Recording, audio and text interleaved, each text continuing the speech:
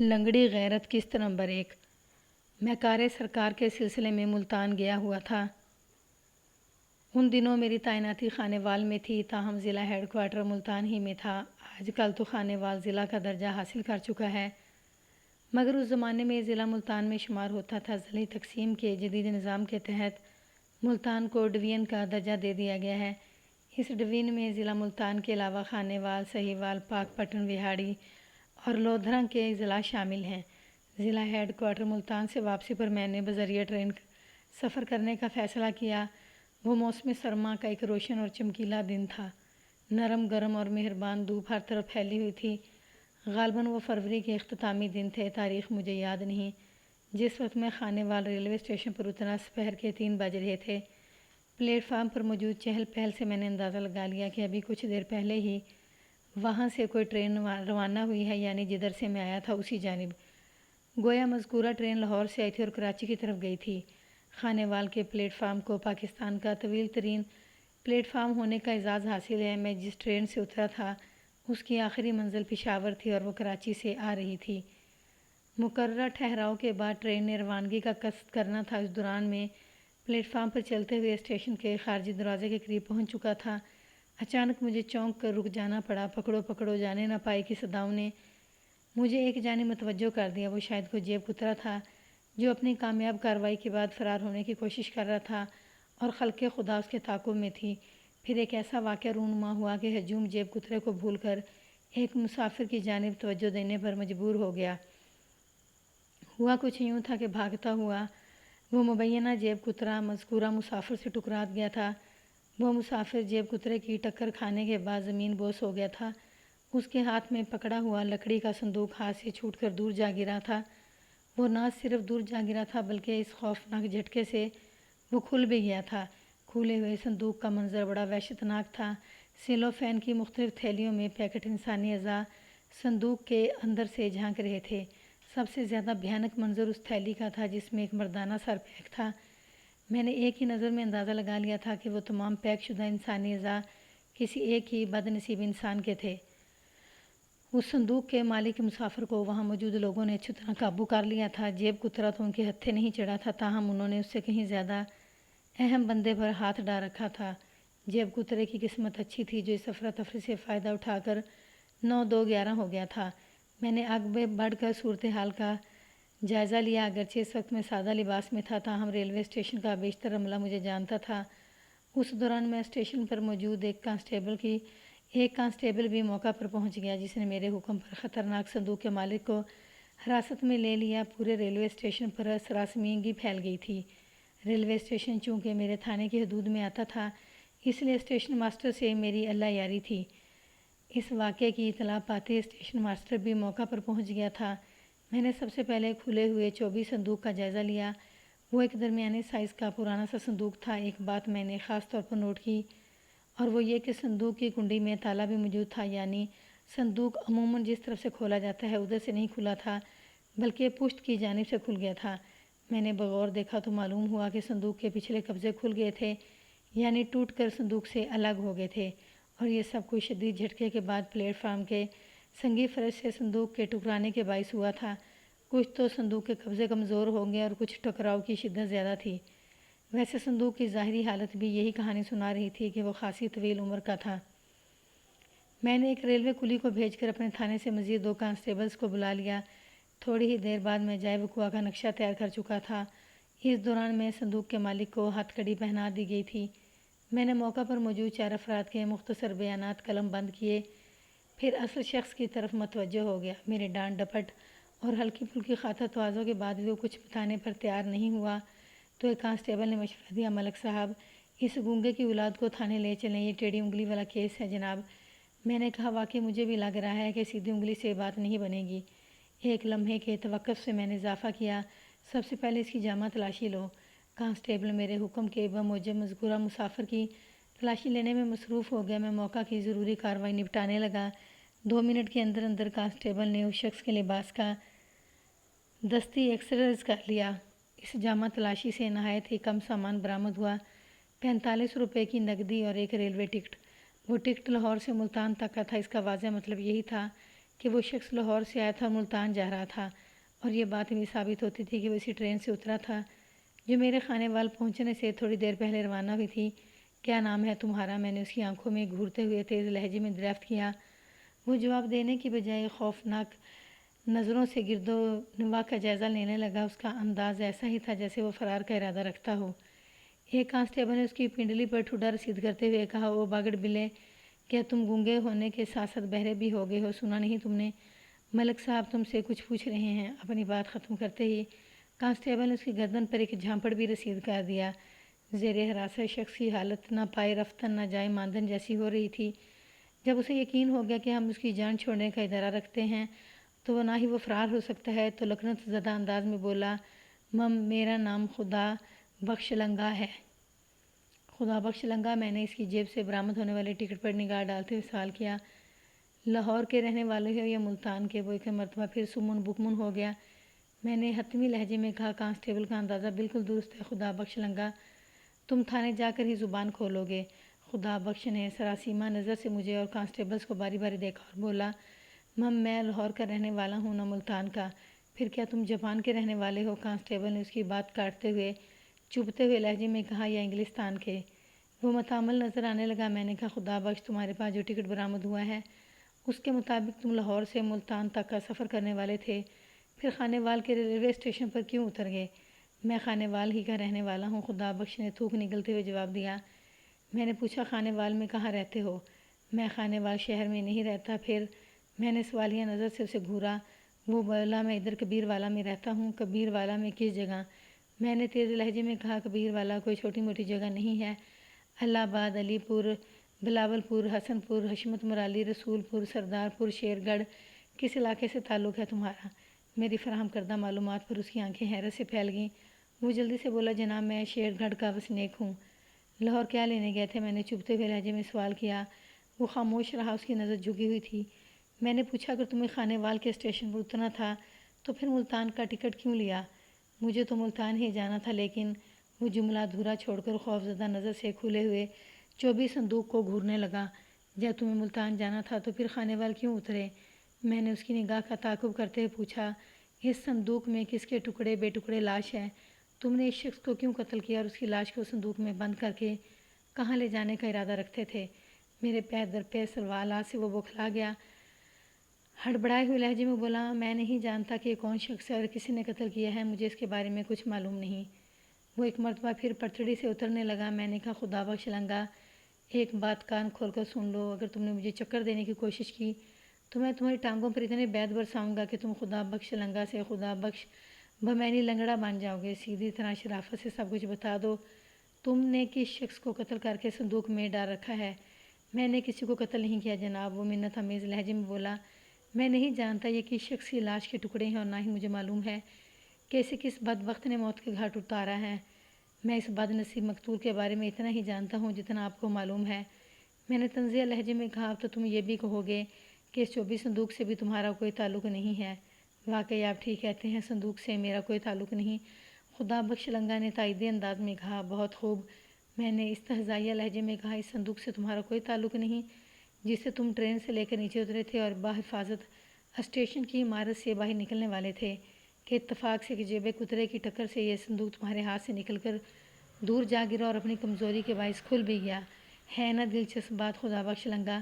وہ گڑ گڑایا، میں بڑی سے بڑی قسم کھانے کو تیار ہوں، اس صندوق سے میرا کوئی تعلق نہیں ہے۔ اگر صندوق سے تمہارا کوئی تعلق نہیں تو پھر اس باپ کو ساتھ ساتھ کیوں لیے پھر رہے تھے؟ میں نے خون خوار لہجے میں دریافت کیا۔ ایک مرتبہ پھر اس نے جواب دینے کی بجائے نگاہ نیچی کر لی۔ خدا بخش کے اس عمل میں مجھے کوئی غیر معمولی بات محسوس ہو رہی تھی، تاہم میرا ذہن اس غیر معمولی بات کی واضح تصویر نہیں بنا رہا تھا اور سردست میں سے کوئی معنی پہنانے سے بھی گریزاں تھا۔ میں نے جھکی ہوئی نظروں سے خدا بخش لنگا کا بغور جائزہ لیا۔ اس کی عمر لگ بھگ 35 سال تھی، صحت قابل رکش اور قد دراز، عام سی شکل و صورت کا مالک ایک عام سا انسان تھا۔ اس کے چہرے پر مجھے ایسی ویسی کوئی بات نظر نہ آئی جو قاتل یا قاتلوں کے چہرے سے ہویدہ ہوتی ہے۔ ممکن ہے وہ کوئی بہت ہی پہنچا ہوا قاتل ہو اور چہرے کے تاثرات کو چھپانے کا فن جانتا ہو۔ میں نے تنبیہی لہجے میں کہا، خدا بخش یہاں پر کئی ایسے معتبر گواہ موجود ہیں جنہوں نے صندوق کو تمہارے پاس دیکھا ہے، تم اس صندوق کی ملکیت سے انکار نہیں کر سکتے۔ نہ ہی اس میں پائی جانے والی ٹکڑے ٹکڑے لاش سے اللہ تعلقی ظاہر کر سکتے ہو۔ میں کچھ نہیں جانتا، وہ ہمزیانی انداز میں بولا۔ میں اس صندوق اور لاش کے بارے میں کچھ نہیں جانتا، میں بے گناہ ہوں، میں نے کسی کو قتل نہیں کیا۔ کانسٹیبل نے ہتھ کڑی کو ایک جھٹکا دیتے ہوئے مجھے مخاطب کیا۔ ملک صاحب، یہ کمزات لاتوں کا بھوت ہے، باتوں سے نہیں مانے گا، اس کا شافی علاج ہمارے تھانے کے حوالات میں کیا جا سکتا ہے۔ تم ٹھیک کہتے ہو، میں نے کچھ سوچتے ہوئے کہا، مجھے بھی یہی محسوس ہونے لگا ہے۔ ہمارے ان مکالموں پر خدا بخش نے کسی رد عمل کا اظہار نہیں کیا اور خاموشی سے سر جھکائے کھڑا رہا۔ میں نے ضروری کارروائی نپٹانے کے بعد صندوق سمیت اس نامعلوم شخص کے ٹکڑے ٹکڑے لاش کو مقامی سرکاری ہسپتال بغرض پوسٹ مارٹم روانہ کر دیا اور خدا بخش لنگا کو تھانے لے آیا۔ تھانے پہنچ کر میں نے خدا بخش کو ایک ہٹے کٹے حوالدار کے حوالے کرتے ہوئے کہا، اس سورما کی زبان کا آپریشن کرنا ہے۔ حوالدار میرداد، ہو جائے گا ملک صاحب۔ حوالدار نے سر تپا خدا بخش کا جائزہ لیتے ہوئے کہا، آپ بے فکر ہو جاؤ جناب، میں اتنی 3 منٹ میں اس کی زبان کھول دوں گا۔ 3 منٹ نہیں، میں تمہیں پورا 1 گھنٹہ دیتا ہوں، میں نے ٹھہرے ہوئے لہجے میں کہا۔ ٹھیک 1 گھنٹے بعد تم اسے میرے کمرے میں لے آؤ گے، بالکل تیار حالت میں، سمجھ گئے ہو نا؟ بڑی چنگی طرح سمجھ گیا جناب، وہ میں نے خیز لہجے میں بولا۔ بالکل چالو کر کے لاؤں گا آپ کے پاس۔ پھر وہ کھا جانے والی نظر سے خدا بخش کو گھورنے لگا۔ میں نے کہا، میرداد اب تم اسے ٹرائل روم میں لے جاؤ۔ اوکے سر، وہ مؤدبانہ لہجے میں بولا، پھر خدا بخش کو ایک زوردار دھکا دیتے ہوئے دھاڑا، چالو اے سرکاری سانڈ آگے لگ۔ میں تھانے سے منہ لکھا اپنے سرکاری کوارٹر میں آ گیا۔ اس وقت عصر کی نماز اذان ہو چکی تھی۔ میں نے لباس تبدیل کر کے نماز ادا کی، پھر وردی پہن کر تھانے چلا آیا۔ میں اپنے کمرے میں آ کر بیٹھا ہی تھا کہ ایک کانسٹیبل نے آ کر پوچھا، ملک صاحب چائے چلے گی؟ اس وقت میں واقعی چائے کی طلب محسوس کر رہا تھا۔ میں نے جلدی سے کہا، بالکل چلے گی۔ کانسٹیبل جانے کے لیے مڑا تو میں نے اسے آواز دے کر روک لیا، پھر کہا، چائے 2 کپ لانا۔ کانسٹیبل نے حیرت سے مجھے دیکھا، تاہم منہ سے کچھ نہ بولا۔ میں ایک وقت میں صرف 1 کپ چائے پیتا تھا۔ 2 کپ چائے کے آرڈر نے کانسٹیبل کو حیران کر دیا تھا۔ میں نے اس سلسلے میں کسی قسم کی وضاحت ضروری نہ سمجھی اور کانسٹیبل کے وہاں سے رخصت ہوتے ہی حوالدار میرداد کو اپنے کمرے میں بلا لیا۔ میرداد کمرے میں داخل ہوا تو اس کے چہرے سے جوش اور مسرت کا اظہار ہو رہا تھا، جس سے میں نے اندازہ لگایا کہ وہ اپنے مقصد میں خاصی حد تک کامیاب رہا تھا۔ میں نے کھنکار کر گلا صاف کرتے ہوئے پوچھا، کیا رپورٹ ہے میرداد؟ رپورٹ حوصلہ افزا ہے ملک صاحب، گویا بندہ زبان کھولنے پر آمادہ ہے۔ جی جان سے آمادہ ہے جناب، وہ جوشیلے لہجے میں بولا۔ کچھ بتایا اس نے صندوق اور لاش کے بارے میں؟ اس سلسلے میں وہ مسلسل اپنی لا علمی کا اظہار کر رہا ہے، میں نے جھنجھلاہٹ آمیز لہجے میں کہا۔ پھر کس سلسلے میں وہ جی جان سے زبان کھولنے پر آمادہ ہے؟ وہ کوئی اور ہی سلسلہ ہے جناب، حوالدار نے بتایا۔ خدا بخش لنگا کا اصرار ہے کہ پوری تفصیل آپ کو ہی بتائے گا۔ مجھے صرف اس نے اتنا ہی بتایا ہے کہ وہ ایک عادی اور پکا چور ہے۔ میرے ذہن میں مختلف سوالات سر اٹھانے لگے۔ میں نے حوالدار سے پوچھا، کیا خدا بخش نے بآسانی تعاون کیا تھا یا تمہیں؟ میں نے دانستہ جملہ ادھورا چھوڑ دیا۔ میرداد نے میرے سوال کے جواب میں بتایا، ملک صاحب کوئی بھی ملزم خالی پیٹ کچھ بکنے کے لیے تیار نہیں ہوتا، پھر ہمیں خود بھی ان کی خاطرداری کا خیال ہوتا ہے۔ بس جناب 1-2 خاص ڈشیں کھا کر ہی خدا بخش کا پیٹ بھر گیا تھا اور وہ تعاون کرنے پر آمادہ نظر آنے لگا تھا۔ اب باقی تفصیل آپ ہی اس سے پوچھ لیں، مجھے تو لگتا ہے وہ کوئی نہایت ہی اہم انکشاف کرنے والا ہے۔ حوالدار کا طویل مکالمہ ختم ہوا تو میں نے کہا، ٹھیک ہے، اسے میرے پاس لے آؤ۔ تھوڑی دیر بعد خدا بخش لنگا میرے سامنے دست بدستہ کھڑا تھا۔ میں نے خلاف روایت حوالدار کو وہاں سے جانے کا حکم دیا۔ حوالدار نے سوالیہ نظروں سے مجھے دیکھا مگر خاموشی سے کمرے سے نکل گیا۔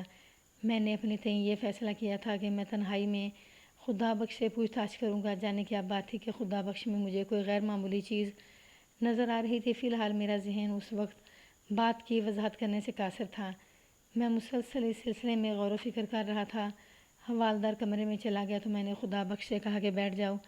اس کے ساتھ ہی میں نے اپنی میز کے سامنے بچھی ہوئی کرسیوں میں سے ایک کی جانب اشارہ بھی کر دیا۔ تھوڑی سی ہچکچاہٹ کے بعد خدا بخش مذکورہ کرسی پر ٹک گیا۔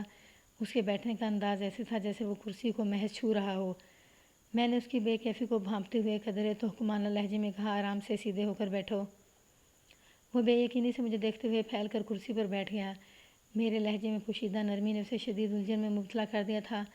اسی دوران میں کانسٹیبل چائے لے کر آ گیا۔ چائے کے برتنوں کی ٹرے میز پر رکھ کر کانسٹیبل جانے لگا تو میں نے اسے مخاطب کرتے ہوئے کہا، جب تک میں خدا بخش سے پوچھ گچھ کر رہا ہوں کوئی میرے کمرے میں نہ آئے۔ اوکے سر، کانسٹیبل نے فرمانبرداری سے کہا۔ کانسٹیبل کے جانے کے بعد میں چائے دانی سے دونوں کپوں میں چائے انڈیرنے لگا۔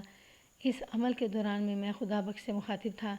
خدا بخش میرے سامنے چوروں، بدماشوں اور قاتلوں کو بیٹھنے کی اجازت نہیں ہوتی، لیکن میں نے تمہیں کرسی پر بیٹھنے کو کہا ہے، جانتے ہو اس کی کیا وجہ ہے؟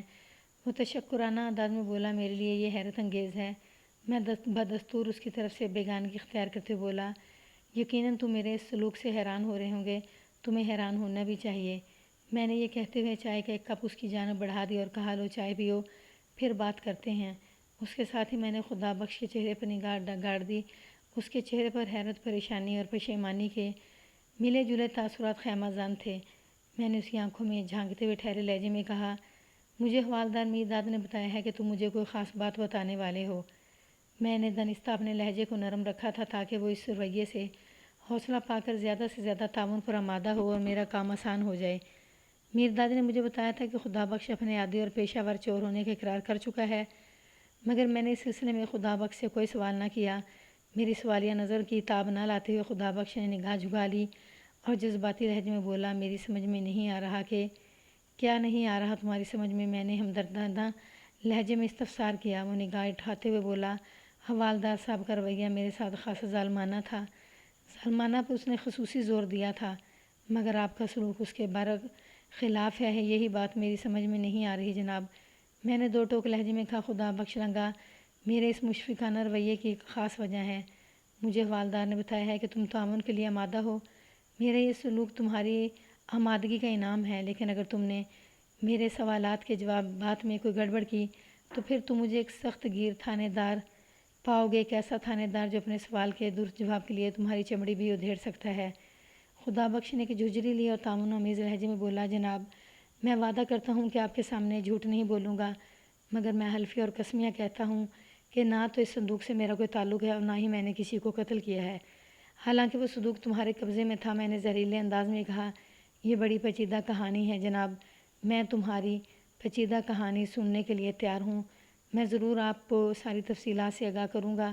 وہ چائے کا بڑا سا گھونٹ بھرتے ہوئے بولا، میں ثابت کر دوں گا کہ میں اس معاملے میں بے گناہ ہوں۔ تمہاری بے گناہی کا فیصلہ تو میں خود کروں گا، میں نے اس کے چہرے پر نظر جماتے ہوئے کہا، اور وہ بھی تمہاری کہانی سننے کے بعد۔ ایک لمحے کے توقف سے میں نے سنسناتے ہوئے لہجے میں کہا، بس ایک بات ذہن میں رکھنا، میری طرف سے یہ آخری مہربان رویہ ہوگا۔ تم چاہو تو اس سے فائدہ اٹھا کر خود کو بے قصور ثابت کر دو، یا پھر دروغ گوئی سے کام لیتے ہوئے اپنے لیے قید و بند کی صورتیں سمیٹ لو۔ یاد رکھنا، جب تم پر سے میری مہربانی کا سایہ اٹھ جائے گا تو پھر تم ایک اذیت ناک زندگی کے حوالے کر دیے جاؤ گے۔ میری توبہ! وہ کانوں کو ہاتھ لگاتے ہوئے بولا، میرے باپ دادا کی توبہ جو کسی قسم کی غلط بیانی سے کام لوں۔ جناب، چاہے آپ مجھے جو بھی سزا دیں، لیکن آپ سے میرا وعدہ ہے کہ میں آپ کے سامنے ایک ایک بات سچ بولوں گا۔ تو بس پھر شروع ہو جاؤ، میں نے جذبات سے عاری لہجے میں کہا، نیک کاموں میں تاخیر مناسب نہیں ہوتی۔